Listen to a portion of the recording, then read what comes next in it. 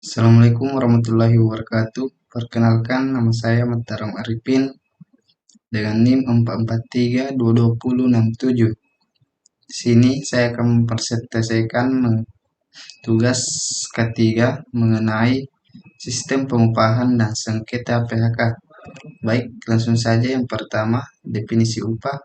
Upah bagi pekerja merupakan hak yang harus diperoleh karena nilai sumbangsinya dalam proses produksi menciptakan nilai tambah. Upah harus mencerminkan nilai jabatan di pangku seseorang di suatu organisasi perusahaan dan organisasi-organisasi pada umumnya dalam suatu industri. Nilai jabatan yang lebih tinggi akan memberikan besaran upah yang lebih tinggi. Selanjutnya, tujuan peningkatan kesejahteraan tenaga kerja, produktivitas tenaga kerja, dan pertumbuhan produksi khususnya bagi tenaga kerja penerima upah dan gaji rendah merupakan sasaran bagi pelaksanaan kebijakan di bidang pengupahan. Dengan kebijaksanaan tersebut diharapkan akan mempersempit perbedaan upah dan jabatan yang sama, baik antar wilayah, antar sektor maupun antar perusahaan. Sistem pengupahan di Indonesia. Sistem pengupahan yang berlaku di Indonesia adalah sistem yang berbasis indeks biaya hidup dan pendapatan domestik bruto atau disingkat PDB per kapita sebagai proksi dan tingkat kemakmuran. Dengan kata lain, berbasiskan angka kehidupan hidup layak atau disingkat KHL dan tingkat inflasi. Yang kedua, sistem pengupahan Indonesia juga mendasarkan penentuannya melalui mekanisme konsultasi tripartit dalam menetapkan upah minimum antara wakil pengusaha, wakil pekerja, dan wakil pemerintahan. Penetapan UMR. Pemerintah resmi menandatangani surat keputusan bersama 4 menteri mengenai penempatan upah minimum regional UMR. SKB ini artinya akan mengatur penempatan upah minimum berdasarkan negosiasi bipartit antara manajemen dan buruh. Upah minimum. Upah minimum adalah upah bulanan terendah yang terdiri atas upah pokok termasuk tunjangan tetap yang ditetapkan oleh gubernur sebagai jaringan pengaman. Jenis upah minimum. Upah minimum provinsi, yaitu upah minimum yang berlaku untuk seluruh kabupaten kota di satu provinsi. Kedua, upah minimum kabupaten, yaitu upah minimum yang berlaku di wilayah kabupaten dan kota. Yang ketiga, upah minimum sektoral provinsi, yaitu upah minimum yang berlaku secara sektoral di satu provinsi.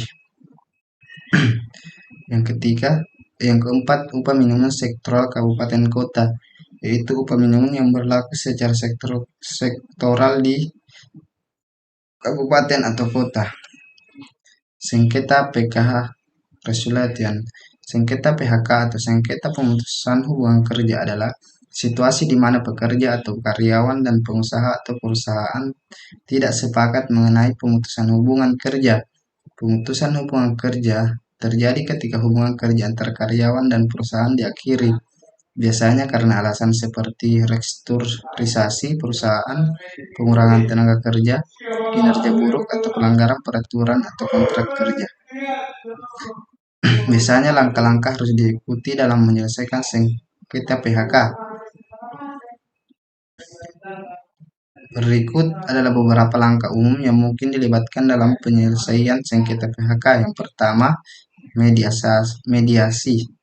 Pihak yang terlibat dalam sengketa PHK mencoba untuk menyelesaikan perselisihan secara formal melalui mediasi.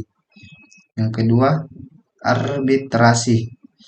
Jika mediasi tidak berhasil, pihak-pihak yang bersengketa dapat memilih untuk mengikuti proses arbitrasi.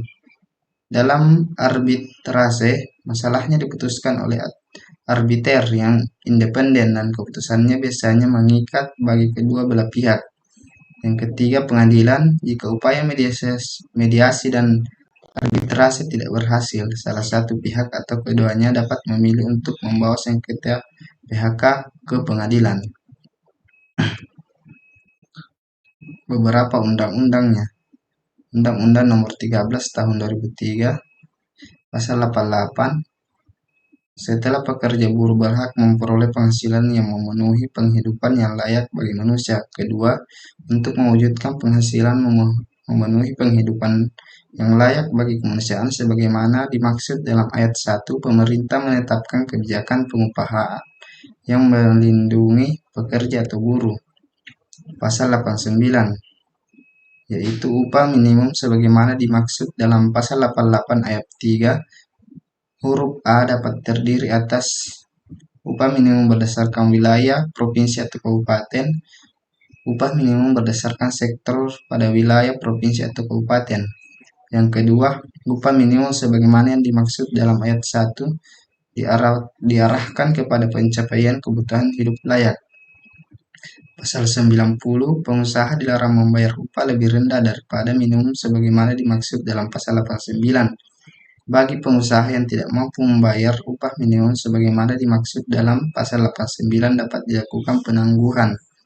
Ketiga, tata cara penangguhan sebagaimana dimaksud dalam ayat 1 diatur dengan keputusan menteri. Baik, itu saja presentasi saya mengenai sistem pengupahan.